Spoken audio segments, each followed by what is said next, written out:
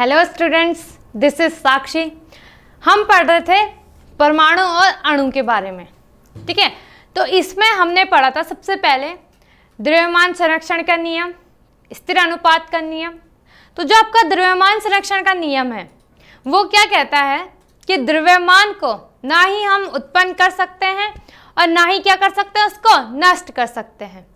दूसरी चीज कि अगर हम किसी रासायनिक अभिक्रिया में अभिकारक या उत्पाद भाग ले रहे हैं तो अभिकारक में द्रव्यमान की संख्या और जो आपके उत्पाद है उनमें द्रव्यमान की संख्या जो है वो बिल्कुल इक्वल होनी चाहिए। ये किसने कहा था? द्रव्यमान संरक्षण के नियम ने। इसको लेवोसियर थे जो आपके साइंटिस्ट, उन्होंने इसको क्या करा था, इस नियम को प्रतिपादित किया था। आगे स्थिर अनुपात का नियम, ठीक है। तो स्थिर अनुपात के नियम में क्या होता है कि कोई भी यौगिक हो उनके जो एलिमेंट्स का रेशियो हो वो बिल्कुल क्या होता है, निश्चित होता है। फॉर एन एग्जाम्पल, हमने एक पानी लिया हमने, जो हमारा नल है वहाँ से पास में जो आपका आसपास का नल होगा वहाँ से आपने पानी लिया, तो उसमें जो हाइड्रोजन और ऑक्सीजन का रेशियो होगा वो 1:8 होगा। अगर आपने वही नदी से लिया वही पानी तो उसमें भी सिमिलर होगा, जो रेशियो है तत्वों का सेम होगा। या आपने कहीं और से भी ले लिया, तो आप कहीं से भी, या अमेरिका चले जाओ, आप किसी भी कंट्री में चले जाओ, वहाँ पे भी अगर पानी लोगे तो उनका जो एलिमेंट्स का रेशियो है, जो उनका अनुपात है, वो क्या होता है, बिल्कुल निश्चित होता है। क्लियर हुई बात?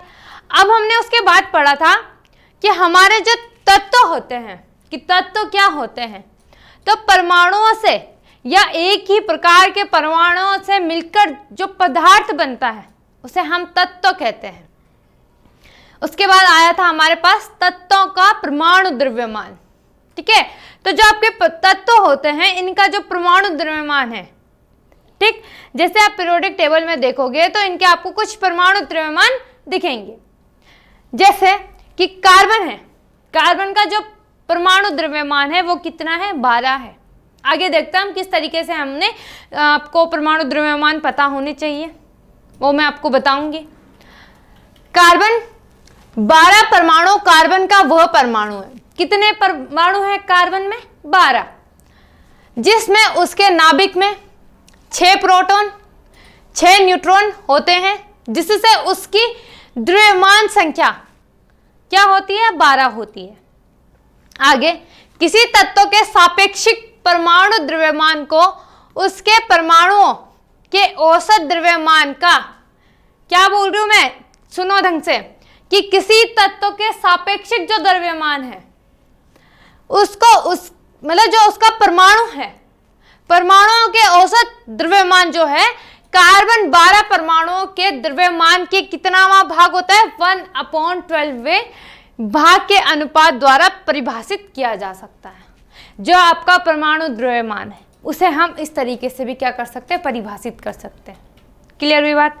आगे देखते हैं हम कुछ तत्वों के परमाणु द्रव्यमान। जैसे आपका हाइड्रोजन हो गया, इसका परमाणु द्रव्यमान होता है 1U, कार्बन हो गया 12, नाइट्रोजन हो गया 14, ऑक्सीजन 16। ये कुछ एलिमेंट्स हैं जिनके आपको क्या होने चाहिए, परमाणु द्रव्यमान याद होने चाहिए, जो आपके सिलेबस में है, 9th क्लास के सिलेबस में है। आप स्क्रीनशॉट ले लीजिए। और इन एलिमेंट्स के आपको क्या होने चाहिए, परमाणु द्रव्यमान होने चाहिए, याद होने चाहिए इनके। जैसे आप, मैंने पूछ लिया कि आपके ऑक्सीजन होता है, उसका परमाणु द्रव्यमान कितना होता है, या कार्बन हो गया, सोडियम हो गया, एल्यूमिनियम हो गया। जब आप आगे रासायनिक सूत्र में लिखोगे तो उसमें आपके या मोल संकल्पना है या परमाणु अणु, आपके पास आणविक द्रव्यमान निकालने के लिए आएगा, तो आपको क्या होने चाहिए, द्रव्यमान याद होने चाहिए, ठीक है। तो आपको ये जितने भी हमारे पास 14 है एलिमेंट्स हैं, इनके क्या होने चाहिए, ये परमाणु द्रव्यमान याद होने चाहिए। क्लियर हुई बात? आगे देखते हैं। आगे हम बात करते हैं परमाणु की। अच्छा, तो पिछली वीडियो में हमने क्या पढ़ा था, डाल्टन एक साइंटिस्ट हुए थे, तो उनके बारे में पढ़ा था हमने। मतलब उन्होंने जो एटम थ्योरी है, उन्होंने कुछ सिद्धांत दिए थे, ठीक है, कि जैसे उनका कहना था कि जो आपका परमाणु है वह एक क्या है, सूक्ष्मतम कण है, उसे हम और कणों में विभाजित नहीं कर सकते हैं। ये किसने कहा था? ये कहा था डाल्टन ने। उसके बाद उन्होंने कहा था कि परमाणुओं को नहीं बनाया जा सकता है, ना ही उनको क्या कर सकते हैं, हम नष्ट कर सकते हैं। मतलब सीधी सी बात है, परमाणुओं को नहीं उत्पन्न कर सकते हैं, ना ही हम क्या कर सकते हैं, नष्ट कर सकते हैं। ठीक है, ये कुछ आपके सिद्धांत दिए थे डाल्टन ने। ठीक है, तो उसके बाद इसमें कुछ कमियां भी थी, जैसे कि जो आपका परमाणु होता है, अच्छा इससे पहले हमारे एक भारतीय वैज्ञानिक थे महर्षि कर्नाड, तो इन्होंने भी यही कहा था कि जो आपका परमाणु है, उन्होंने ये कहा था कि जो आपका कोई तत्व है या पदार्थ है, उसको हम क्या कर सकते हैं, विभाजित कर सकते हैं। और उसकी जो सीमा होगी, सीमा यह होगी कि अंतिम जो कण होगा हम उसको विभाजित नहीं कर सकते, वो अविभाज्य कण रहेगा। तो उसको ही हम क्या कहते थे, परमाणु कहते थे। ठीक है, डाल्टन ने भी यही कहा था। उसके बाद कि डाल्टन की कमियां क्या थी, एक कमी तो सबसे बड़ी कमी थी कि डाल्टन ने क्या कहा था कि जो परमाणु होता है यह पदार्थ, अच्छा पदार्थ का तो जो इकाई है, प्रथम इकाई जो बोल सकते हो, ठीक है, वो है परमाणु। तो जो आपके डाल्टन थे, इन्होंने बोला था यह सूक्ष्मतम कण है, इसे हम विभाजित नहीं कर सकते, या ये अविभाज्य कण है। अविभाज्य मतलब जिसको हम विभाजित नहीं कर सकते। क्लियर? तो जो आपका परमाणु है, तो परमाणु के भी 3 कण होते हैं। ठीक है, एक होता है न्यूट्रॉन, प्रोटॉन, इलेक्ट्रॉन। ये आपने सुने होंगे, भली भांति आप इनसे परिचित होंगे।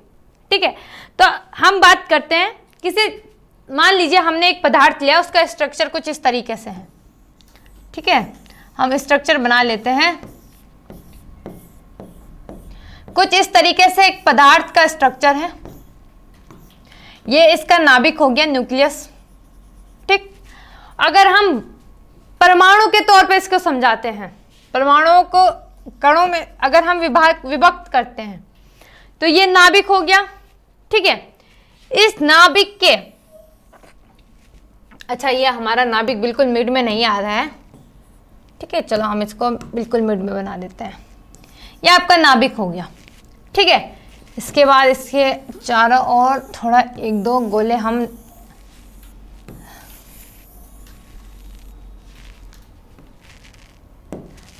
ठीक, तो जो नाभिक है या जो किसी पदार्थ के सबसे आंतरिक भाग है या कक्षा है, या किसी परमाणु की जो आंतरिक कक्षा है, या प्रथम कक्षा भी बोल सकते हैं हम उसको। ठीक है, तो उसमें आपका न्यूट्रॉन और प्रोटॉन क्या करता है, रहता है। यहां पे आपका न्यूट्रॉन और दूसरा आता है आपका प्रोटॉन।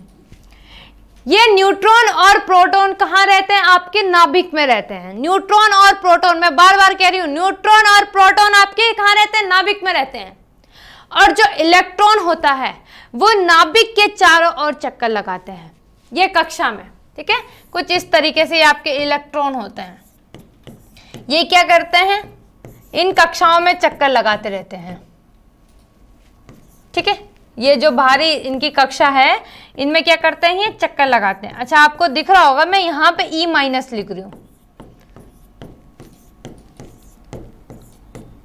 ठीक है, और ये प्रोटॉन में मैंने P+ लगा दिया। ठीक है, अब हम बात करते हैं इनकी चार्जेस की। तो जो इलेक्ट्रॉन है इसमें आता है नेगेटिव चार्ज।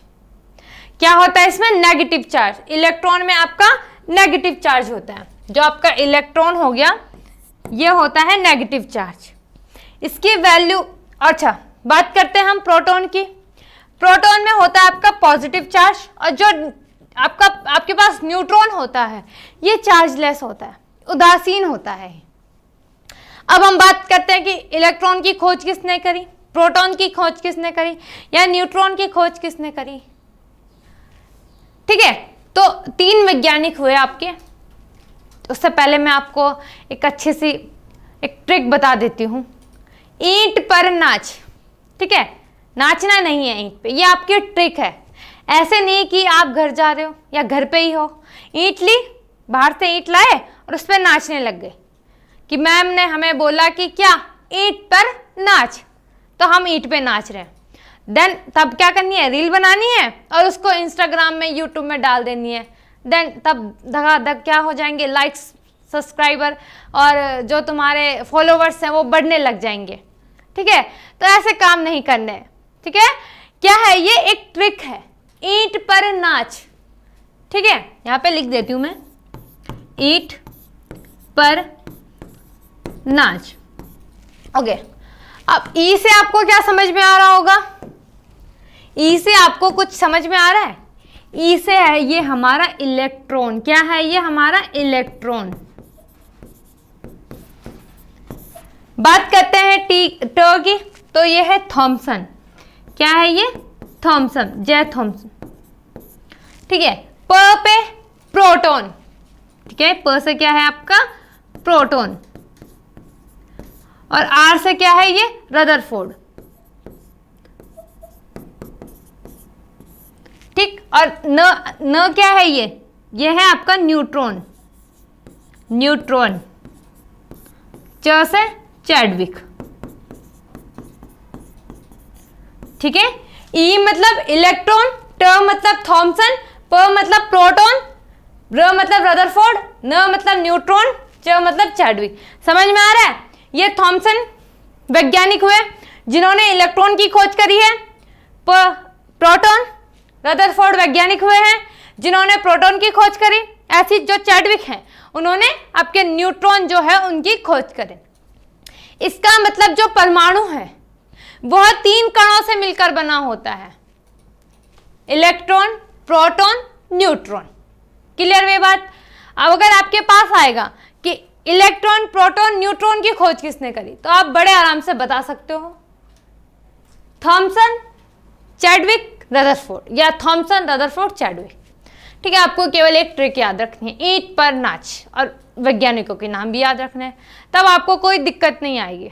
क्योंकि ये भी जब मैंने ये ट्रिक सुनी थी, मेरे जो हमारे अध्यापक हुए थे उन्होंने बताया था, तो उन्होंने मुझे 9th क्लास में बताया था, तो मुझे अभी तक याद है।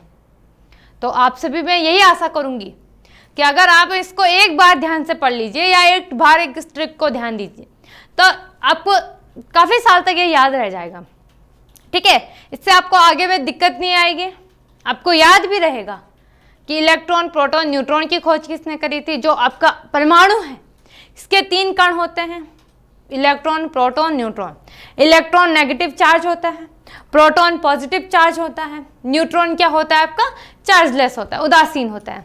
क्लियर हुई बात? ये हमारा परमाणु है। आगे बढ़ते हैं। अब है कि परमाणु कैसे रहते हैं, हाउ डू एटम्स एग्जिस्ट। उत्कृष्ट गैस जैसे हीलियम हो गया आपका। अच्छा, उत्कृष्ट गैस बता देती हूँ मैं। उत्कृष्ट गैस होते हैं कि जैसे इनमें इनके बाह्य जो कक्षक है, मतलब ये, अच्छा इतना ना समझ के आप इतना समझो कि उत्कृष्ट गैस वो गैसें होती हैं जो क्या हो, परिपूर्ण हो। या उत्कृष्ट से आप ये समझो कि जैसे, अच्छा मैं एग्जाम्पल के थ्रू आपको समझाती हूँ। मान लीजिए एक धनी व्यक्ति है और एक निर्धन व्यक्ति है। ठीक है, तो धनी व्यक्ति को कुछ काम करवाना है। ठीक है, तो जो निर्धन व्यक्ति है उन्होंने आके उनका काम कर दिया। ठीक है, तो उन्होंने उनको कुछ पैसे दिए। ठीक, तो मतलब इन्होंने जब काम करा तो इन्होंने पैसे दिए, मतलब दोनों ने आदान प्रदान करा।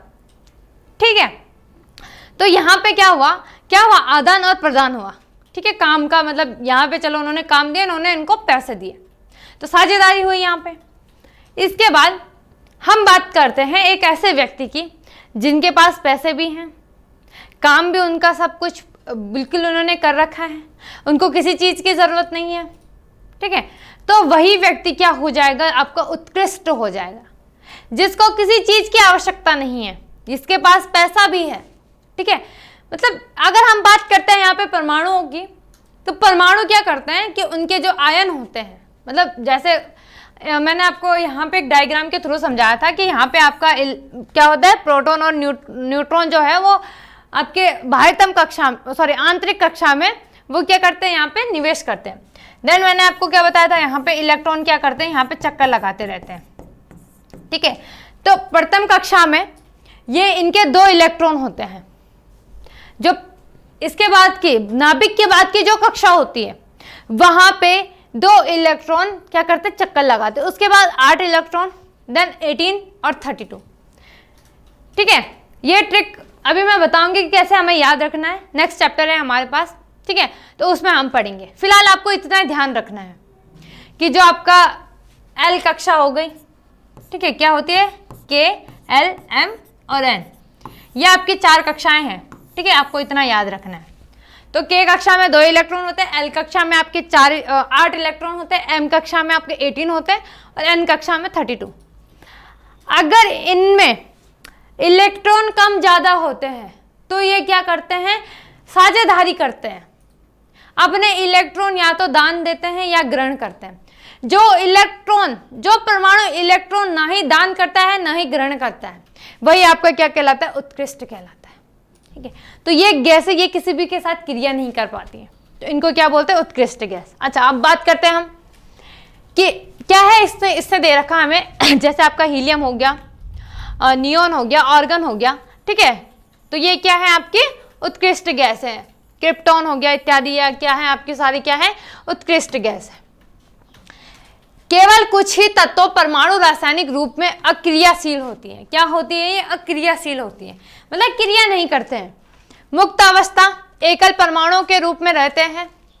अधिकांश तत्वों के परमाणु रासायनिक रूप से अत्यंत क्रियाशील होते हैं। कुछ क्या होते हैं, अत्यंत क्रियाशील होते हैं, कुछ कम क्रियाशील होते हैं, कुछ क्रिया ही नहीं करते हैं और स्वतंत्र अवस्था में नहीं रहते हैं। तो ये किस में नहीं रहते, अत्यंत क्रियाशील होते हैं, लेकिन क्या होते हैं, ये स्वतंत्र रूप से नहीं रहते हैं। परमाणु प्राय 2 तरीके से रहते हैं, एक अणुओं के रूप में रहते हैं, एक आयनों के रूप में रहते हैं। जब परमाणु अणु अथवा आयन बनाते हैं तो वो स्थायी हो जाते हैं। ठीक है, आपको केवल इतना ध्यान रखना है कि जो आपके परमाणु है वो एक किस में रहते हैं, अणुओं के रूप में रहते हैं या और आयनों के रूप में रहते हैं। क्लियर हुई बात, आगे देखते हैं। ठीक है, तो यहाँ पे अच्छा, हाँ, अब बात करते हैं हम यहाँ पे कि जो आपके परमाणु हैं वो किस प्रकार से रहते हैं आपके। जैसे कि माना मैंने यहाँ पे बताया था अणुओं के रूप में और आयनों के रूप में। ठीक है, तो अणु हो गए, चलो हम ये बता देती हूँ मैं आपको। यहाँ पे आपके 2 इलेक्ट्रॉन रहते हैं, यहाँ पे 8 इलेक्ट्रॉन रहते हैं, इस तरीके से आपके इलेक्ट्रॉन रहते हैं। तो कुछ तत्व होते हैं, जैसे हमने हाइड्रोजन और ऑक्सीजन की क्रिया कराई। ठीक है, तो ये H2O हो जाता है, आपका जल बन जाता है। यहाँ पे 2 बैलेंस करो इसको। ठीक है, तो ये जब हमने हाइड्रोजन और ऑक्सीजन की क्रिया करी तो ये क्या दिख रहा है आपको, जल प्राप्त हुआ। एज इट इज मैंने यहाँ पे सोडियम लिया और क्लोराइड लिया। इसमें मैं बता देती हूँ, ये पॉजिटिव चार्ज होता है, ये नेगेटिव चार्ज होता है। ये इलेक्ट्रॉन के दान तथा ग्रहण पर निर्भर करता है। इनके चार्जेस जो हैं, जो आपके परमाणु हो गए, इनके जो चार्जेस होते हैं वो किस पे, इनके इलेक्ट्रॉनों के दान तथा ग्रहण पर निर्भर करते हैं। अगर इन्होंने दान किया होगा तो जो दान देता है उसको हम क्या बोलते हैं, धनी, इसका मतलब पॉजिटिव, तो धन चार्ज हो गया। जो क्या होता है, ऋण लेता है, वो क्या हो जाता है, ऋणी हो जाता है, तो वो उसमें कौन सा चार्ज आता है, नेगेटिव चार्ज आ जाता है। ठीक है, तो ये क्या बना लेते हैं, आपके सोडियम क्लोराइड बना देते हैं। ठीक, तो परमाणुओं के रूप की बात करते हैं तो ये कुछ इस तरीके से आते हैं, और अगर हम आयनों के रूप में बात करते हैं तो ये कुछ इस तरीके से रहते हैं। ठीक है, प्लस से माइनस मर्ज हो जाता है, तो यहाँ पे ये चार्जलेस हो जाता है। क्लियर हुई बात, आगे देखते हैं। आगे है हमारे पास अणु। ठीक है, तो वैसे अगर हम नॉर्मली चैप्टर का नाम भी देखें तो क्या है आपके पास, परमाणु और अणु। तो परमाणु शब्दों में अगर हम देखे जाए तो शब्दों में जो आपका परमाणु है ये बड़ा है, जबकि अणु क्या है, छोटा है। लेकिन वास्तविक में ऐसा नहीं है। वास्तविक में जो आपका परमाणु है, परमाणुओं से ही मिलकर क्या बनता है, आपके अणु बनते हैं। क्लियर हुई बात, कुछ डेफिनेशन देख लेते हैं। जैसे अणु रासायनिक रूप से आबंधित 2 या 2 से अधिक परमाणुओं का एक वैद्युत उदासीन समूह है। जैसे हमारा एक समूह क्या था, जल था, जो दो परमाणु क्या था, एक परमाणु उसमें हाइड्रोजन था, एक ऑक्सीजन था। ठीक है, दोनों ने जब क्या हुआ, क्रिया करी, तो हमें क्या प्राप्त हो, उदासीन H2O प्राप्त हो। आगे, बल जो अणु में परस्पर परमाणु को रोके रखते हैं, इसमें एक फोर्स लगता है जो क्या करता है, अणु में परस्पर परमाणु को रोके रखता है, सहसंयोजक आबंध कहलाता है। परमाणु का संयोजन क्या कहलाता है, अणु कहलाता है। मैंने आपको बताया कि जब दो या दो से अधिक परमाणु संयोग करते हैं या उनका जब संयोजन होता है तो वो क्या कहलाता है, आपका अणु कहलाता है। अधिकांश तत्वों के परमाणु अत्यंत क्रियाशील होते हैं, मुक्त अवस्था या एक परमाणुओं के रूप में नहीं रह सकते हैं। ऐसा अणुओं के साथ नहीं है। जैसे हम परमाणु हैं तो अगर हम इनको मुक्त अवस्था में रखें तो ये एक परमाणु के रूप में नहीं रह सकते हैं, ठीक है, लेकिन अणु रह सकते हैं, क्योंकि अणु ही क्या है, दो या दो से अधिक परमाणुओं का ही क्या है, संयोजन है। अणु मुक्त अवस्था में रह सकते हैं क्योंकि ये क्या होते हैं, अत्यंत स्थायी होते हैं। अणु पदार्थ, तत्व या अथवा यौगिक, ठीक है, का सबसे छोटा कण है जिसमें उस पदार्थ के गुणधर्म होते हैं और मुक्त अवस्था में ये अणु हमारे रह सकते हैं। जैसे हमने ले लिया यहाँ पर क्लोरीन, क्लोरीन, तो ये आपका क्लोरीन Cl2 हो गया। जैसे हमने यहाँ पे नाइट्रोजन प्लस नाइट्रोजन, तो ये आपका बन जाएगा N2, नाइट्रोजन गैस। ऑक्सीजन ले लो, ऑक्सीजन, ऑक्सीजन, तो ये क्या बन जाएगा, ऑक्सीजन गैस, ठीक है, क्या है, ये गैस है। ये जो तीर का निशान है इसका मतलब होता है ये गैस है। क्लियर हुई बात। जैसे हमने क्लोरीन, क्लोरीन लिया तो क्या बन गया, क्लोरीन बन गया हमारा। नाइट्रोजन, नाइट्रोजन लिया तो नाइट्रोजन गैस प्राप्त हुई। ऑक्सीजन, ऑक्सीजन लिया तो आपका ऑक्सीजन गैस प्राप्त हुई। तो यही क्या कहलाते हैं, आपके यही अणु कहलाते हैं। जब दो परमाणुओं का संयोग होता है, दो परमाणु क्या है हमारे पास, नाइट्रोजन है, नाइट्रोजन है, क्या प्राप्त हुआ हमें, नाइट्रोजन गैस, तो इनको क्या कहते हैं, हम अणु कहते हैं। क्लियर हुई बात। आगे देखते हैं। अब है हमारे पास आयन, ठीक है, तो जो पदार्थ या जो तत्व आपके इलेक्ट्रॉन का त्याग करता है वो होते हैं धनायन। तो पहले तो ये देख लो आप कि जो आपके धनायन होते हैं वो दो प्रकार के होते हैं। एक होता है, अच्छा सॉरी, आयन जो होते हैं वो दो प्रकार के होते हैं। एक होता है धनायन, दूसरा होता है आपका ऋणायन, ठीक है। इससे समझने से पहले मैं आपको एक कॉन्सेप्ट समझाती हूं,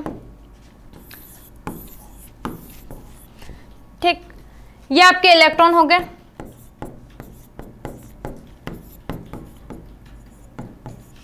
ठीक है।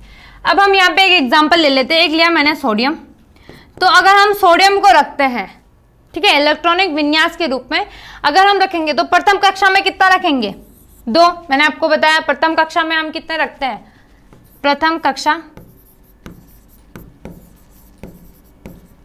या आप इसको K मान लो, इसमें हम 2 रखते हैं। द्वितीय, इसको L मान लो, इसमें हम 8 रखते हैं। तृतीय, इसमें ये M मान लो, इसमें हम 18 रखते हैं। चतुर्थ हो गई आपकी,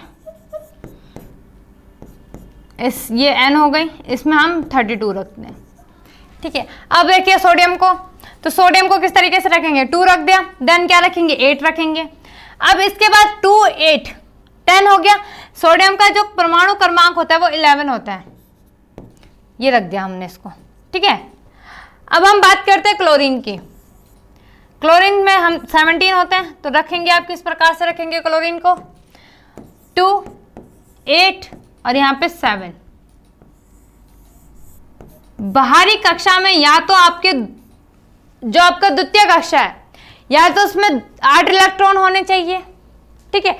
8 से ना ही ज्यादा होगा और ना ही क्या होने, मतलब कम होने को तो हो सकता है, लेकिन हमें अष्टक रूल को, मतलब इस नियम को फॉलो करना है कि हमें प्रथम कक्षा में इतने इलेक्ट्रॉन रखने हैं, द्वितीय कक्षा में इतने इलेक्ट्रॉन रखने हैं। तो यहाँ पे क्या हुआ कि जो क्लोरीन था इसने बोला सोडियम को कि तुम क्या करो कि मुझे अपना एक इलेक्ट्रॉन दे दो, जिससे तुम्हारा जो कक्षा है वो क्या होगा, तब क्या हो जाएगा 2 और 8 हो जाएगा। ये इस नियम को क्या करेगा, फॉलो कर पाएगा। और मेरा भी क्या हो जाएगा, जब तुम इसको मेरे को 1 दोगे तो मैं भी क्या हो जाऊंगा, परिपूर्ण हो जाऊंगा, 8 महीने पूरे हो जाएंगे। तो इसमें तुम्हारा भी फायदा है, मेरा भी फायदा है। तो दोनों ने जब क्रिया करी तो तब क्या बनता है, तब आपका लवण बन जाता है। तो तब इसका क्या हो जाएगा, तब कैसे होगा, ये 2 8 8 और यहाँ पे 2 और ये हो जाएगा 8। एक और चीज, जब इसने दान दिया तो इसमें आ जाता है पॉजिटिव चार्ज, इसमें आ जाता है नेगेटिव चार्ज। तो जो पदार्थ या जो तत्व इलेक्ट्रॉन दान देते हैं वो आपके धनायन होते हैं। ठीक है, क्या बोला मैंने, अब मैं डेफिनेशन लिख लेती हूं। जो पदार्थ आपके, जो पदार्थ या तत्व भी मान लो इलेक्ट्रॉन दान करते हैं,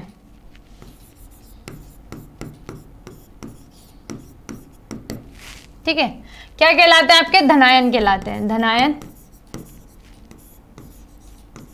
कहलाते हैं। सेम ऋणायन क्या होगा, देखो इसने ग्रहण करा इलेक्ट्रॉन, तो जो तत्व इलेक्ट्रॉन ग्रहण करते हैं क्या कहलाते हैं आपके, वो ऋणायन कहलाते हैं।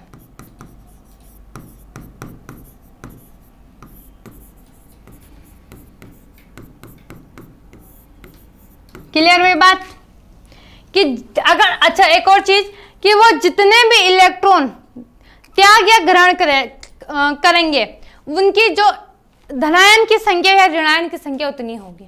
अगर यहाँ पे सोडियम ने जैसे यहाँ पे एक इलेक्ट्रॉन त्याग करा तो 1 पॉजिटिव चार्ज। अगर हम मैग्नीशियम की बात करते हैं तो मैग्नीशियम को लिखते हैं हम, मैग्नीशियम परमाणु क्रमांक 12 होता है तो इसको लिखते हैं हम 282। तो ये क्या करता है, यहाँ पे 2 इलेक्ट्रॉन क्या कर देता है, ये त्याग कर देता है, तो इस पे 2 पॉजिटिव चार्ज आ जाता है। तो जो भी तत्व जितने भी इलेक्ट्रॉन त्याग या ग्रहण करते हैं उतने ही उनमें धनायन और ऋणायन की संख्या होती है। क्लियर हुई बात, इतना है आपका आयन। ये देखो कुछ आपके एलिमेंट्स है, जैसे सोडियम एक धनायन, एक इलेक्ट्रॉन त्याग करता है तो सोडियम में प्लस 1 पॉजिटिव चार्ज है। पोटेशियम भी एज इट इज है, 1 पॉजिटिव चार्ज है। सिल्वर सेम वही है। कॉपर फर्स्ट है, कॉपर में भी 1 पॉजिटिव चार्ज है। मैग्नीशियम में 2 है, कैल्शियम में 2 है, जिंक में 2 है, आयरन में 2 है।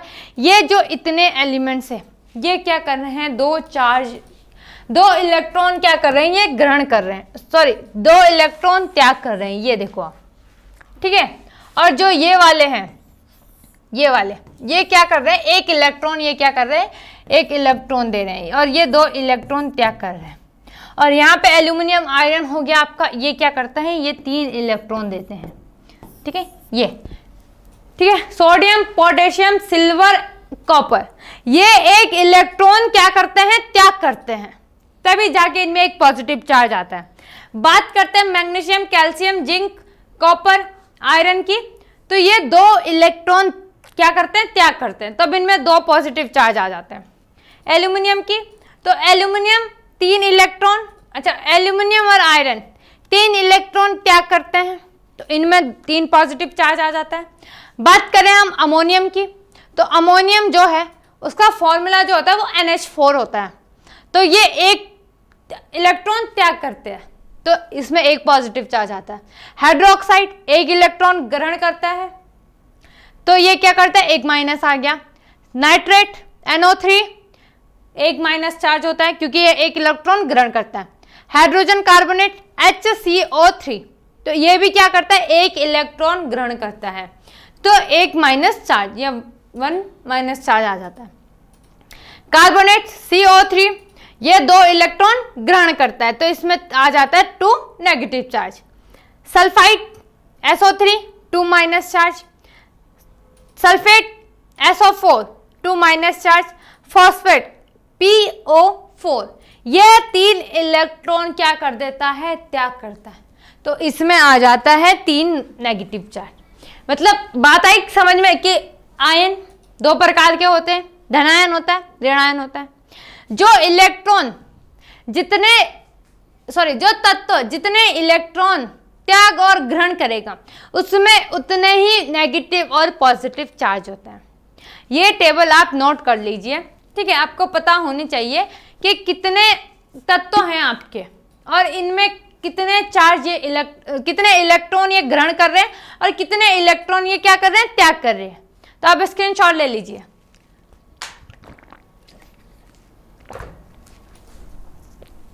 ले लिया होगा आपने स्क्रीनशॉट, आगे देखते हैं, ठीक है। अच्छा, कुछ और हम सूत्र बना लेते हैं। अच्छा देख ले, उससे पहले हम देख लेते हैं यहाँ पे कि जैसे हमारा अगर हम बात करें NaCl की, तो Na पॉजिटिव होता है, Cl माइनस होता है। तो इसका सूत्र कुछ ऐसे इस तरीके से बनेगा आपको NaCl, ठीक है। इसने एक इलेक्ट्रॉन त्याग किया, क्लोरीन को दिया, तो इसमें पॉजिटिव चार्ज आया।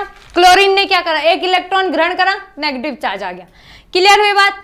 कुछ ज्यादा टफ नहीं है इसमें, केवल आपको क्या होनी चाहिए, टेबल याद होनी चाहिए कि किसने कितने इलेक्ट्रॉन त्याग और ग्रहण करें, ठीक है। अब हम बात करते हैं रासायनिक सूत्र की। तो रासायनिक सूत्र में मैं आपको बता रही थी कि किसी भी तत्व को जब हम अभिक्रिया करते हैं, रासायनिक अभिक्रिया या 2 परमाणुओं का संयोग करते हैं, तो एक प्रकार का हमें सूत्र प्राप्त होता है, इसको रासायनिक सूत्र कहते हैं, ठीक है। जैसे हमने यहाँ पे सोडियम और क्लोरीन का संयोग कराया तो हमें क्या प्राप्त हुआ, NaCl। तो अगर हम बात करें सोडियम क्लोराइड की, तो सोडियम क्लोराइड का जो रासायनिक सूत्र है वो NaCl है। क्लियर हुई बात? ठीक है। इसी तरीके से तुम और भी ले सकते हो रासायनिक सूत्र में, तुम क्या ले सकते हो, और भी अपने एलिमेंट्स को ले सकते हो। जैसे हमारे पास यहाँ पे एलिमेंट्स थे आपके, आयरन हो गया, सल्फेट। अगर हम आयरन सल्फेट की बात करते हैं, ठीक है, क्या बोला मैंने, आयरन की सल्फेट की बात करते हैं अगर हम, तो आयरन में Fe2 पॉजिटिव होता है, सल्फेट में SO4 2 नेगेटिव होता है। तो जब ये अभिक्रिया करते हैं 2 पॉजिटिव से 2 नेगेटिव कैंसिल हो जाता है, तो ये बच जाएगा आपका FeSO4।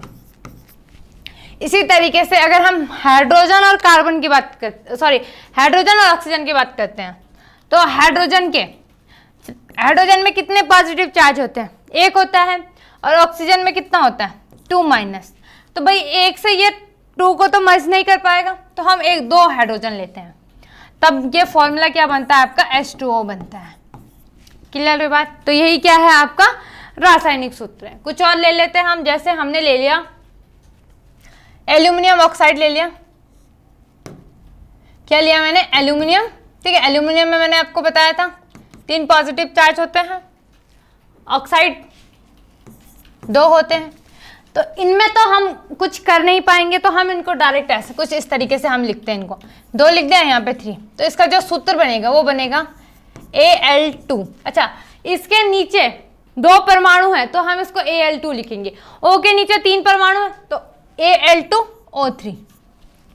इसी तरीके से हमने ले लिया मैग्नीशियम, ले लेते हैं हम मैग्नीशियम Mg2 पॉजिटिव, क्लोरीन। तो यहाँ पे 1 नेगेटिव होता है, ठीक है। वैसे हम लिखते नहीं है 1 नेगेटिव को, अगर हम नहीं लिखते हैं, ठीक है, तो हम यहाँ पे क्लोरीन माइनस कर देते हैं। तो ये हमारा हो जाएगा यहाँ पे 1। और अगर हम बात करते हैं मैग्नीशियम की, तो मैग्नीशियम पे 2 पॉजिटिव चार्ज होता है, तो इसका सूत्र बनेगा Mg। G के नीचे कितने नंबर हैं आपके, 1 है, तो Mg एक ही आएगा। क्लोरीन में 2 है, तो MgCl2।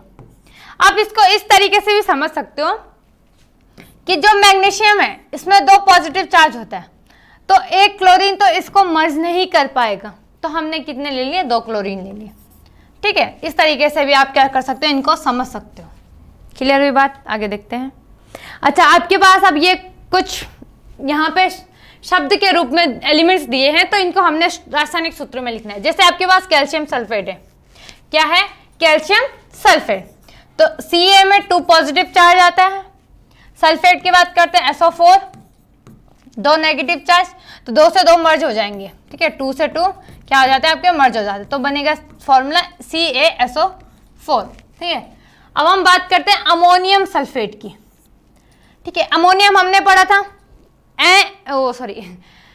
क्या पढ़ा था, NH4, ये आपका क्या होता है, अमोनियम होता है। अगर हम बात करें सल्फेट की तो क्या होता है, SO4, ठीक है। तो अमोनियम में 2- होता है, सॉरी सल्फेट में 2- होता है, अमोनियम में आपका क्या होता है, NH4 में एक पॉजिटिव चार्ज होता है, तो ये क्या हो जाएगा आपका 2 और 1, ये फॉर्मूला बनेगा आपका NH4 का होल ट्वाइस SO4, ठीक है। ये कुछ इस तरीके से आपका क्या बनेगा, फॉर्मूला बनेगा अमोनियम का। इसी तरीके से आप दूसरा आप क्या है आपके पास, कैल्शियम हाइड्रोक्साइड। एक बार अमोनियम का चेक कर लेती हूँ, ठीक है, अमोनियम में एक पॉजिटिव चार्ज होता है, ठीक है। आगे देखते हैं, तीसरा है हमारे पास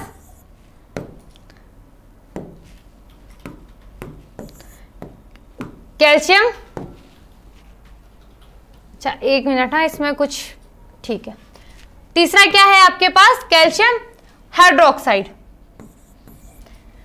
कैल्शियम का Ca 2 positive, hydroxide OH 1- 1 negative, तो यहाँ पे 1 यहाँ पे 2, तो ये बन जाएगा CaOH का होल ट्वाइस। कुछ ज्यादा टफ नहीं है, इतना इजी है रासायनिक सूत्र बनाना, ठीक है।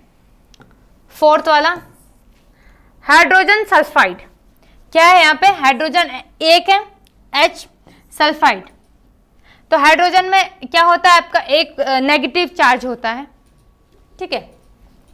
सल्फाइड में 2 पॉजिटिव चार्ज होता है, तो ये बनेगा 2 1, ये बनता है आपका H2S।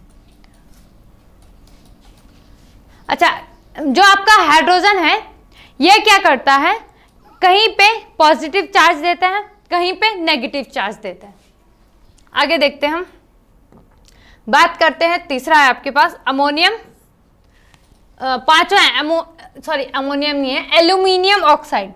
तो एल्यूमिनियम में 3 पॉजिटिव चार्ज होते हैं, ऑक्साइड में 2 नेगेटिव चार्ज होते हैं, तो ये बनता है आपका फॉर्मूला, यहाँ पे आप 2 लिख दीजिए, यहाँ पे 3, तो फॉर्मूला बनेगा Al2O3। इस तरीके से आप क्या कर सकते हो, अपने रासायनिक सूत्र बड़े आसानी से आप बना सकते हो।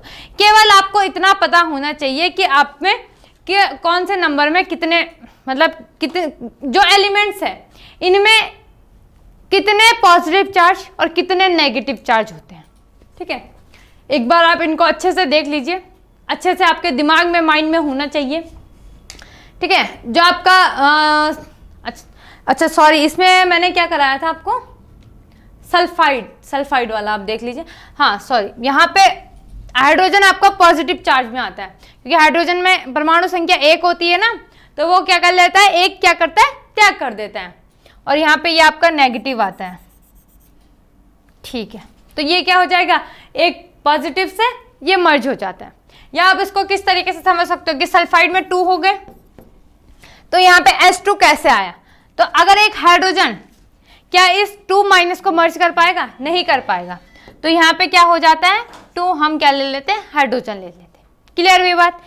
बाकी कुछ ज़्यादा टफ तो है नहीं है, केवल आपको इनकी संयोजकता या इनमें कितने इलेक्ट्रॉन हैं जो पॉजिटिव या नेगेटिव है, वो आपको क्या होने चाहिए, पता होने चाहिए। क्लियर हुई बात। आगे देखते हैं, आगे है आपके पास मोल संकल्पना या मोल कॉन्सेप्ट। तो क्या है कि किसी पदार्थ का 1 मोल उसकी वह मात्रा है जिसमें उतने ही कण उपस्थित होते हैं जितने कार्बन 12 समस्थानिक के ठीक 12 ग्राम में परमाणु की संख्या होती है। कि मोल संकल्पना क्या है कि कोई पदार्थ है उसमें उतने ही कण उपस्थित हैं जितने कि कार्बन 12 में समस्थानिक में ठीक 12 ग्राम में परमाणु की संख्या उपस्थित होती है। किसी पदार्थ के 1 मोल में कणों की संख्या निश्चित होती है, चाहे वो पदार्थ आपका कोई सा भी हो। तो उसमें आपके क्या होनी चाहिए, जो मोल है और कणों की संख्या है वो क्या होती है, बिल्कुल निश्चित होती है। क्लियर हुई बात? यही क्या है आपका मोल कॉन्सेप्ट है या मोल संकल्पना है। ठीक है, क्लियर हुई बात की क्या है। इसमें आपको एक चीज ध्यान रखनी है कि कार्बन 12 समस्थानिक के ठीक 12 ग्राम में परमाणुओं की संख्या होती है। क्लियर हुई? आगे देखते हैं।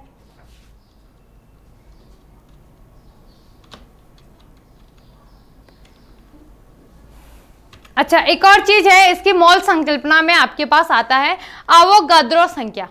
आवोगाद्रो संख्या क्या है कि आपकी, हम इसे एन नॉट से डिनोट करते हैं। ठीक है, आवोगाद्रो संख्या को हम क्या करते हैं, एन नॉट से डिनोट करते हैं, ये एन नॉट बोलते हैं इसको। ठीक है, तो इसकी जो संख्या होती है वो 6.022 इंटू 10 की पावर 23 होती है।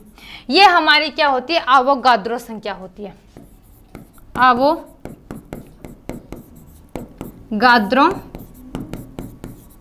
संख्या ये आपके पास न्यूमेरिकल में आएगा, इसीलिए मैं आपको बता रही हूँ। जब हम नेक्स्ट इसमें एनसीईआरटी की जो एक्सरसाइज है या एनसीईआरटी में कुछ जो पेज हैं आपके, उनमें आपको कुछ क्वेश्चंस मिलेंगे, तो उनमें कुछ न्यूमेरिकल हैं, तो उन न्यूमेरिकल में हम मोल संकल्पना निकालेंगे या आपकी आवोगाद्रो संख्या आएगी। ठीक है, जिसमें आपका मोलर द्रव्यमान है, द्रव्यमान आपको मैंने बता रखा है इस वीडियो में। ठीक है, तो द्रव्यमान भी आपको पता होनी चाहिए, आपके धनायन और ऋणायन तत्वों में उनकी संख्या भी आपको पता होनी चाहिए। एक मोस्ट इंपॉर्टेंट चीज कि जो आवोगाद्रो संख्या, ये कभी कभार एक नंबर में भी पूछ लेता है कि आवोगाद्रो संख्या कितनी है, तो वो है आपकी 6.022 इंटू 10 की पावर 23। अच्छा, एक और चीज, बहुत से बच्चे क्या पढ़ते हैं 6.22, ठीक है, और इंटू 10 की पावर 23, तो ये गलत है। पॉइंट के बाद अगर हमारे पास कोई भी नंबर हो तो हम उन्हें सीधे काउंट करते हैं 6.022, तब ये 22 नहीं होगा, क्या होगा 0.022। क्लियर हुई बात? तो आज के लिए हम इतना ही रखते हैं, मिलते हैं नेक्स्ट वीडियो में नेक्स्ट टॉपिक के साथ।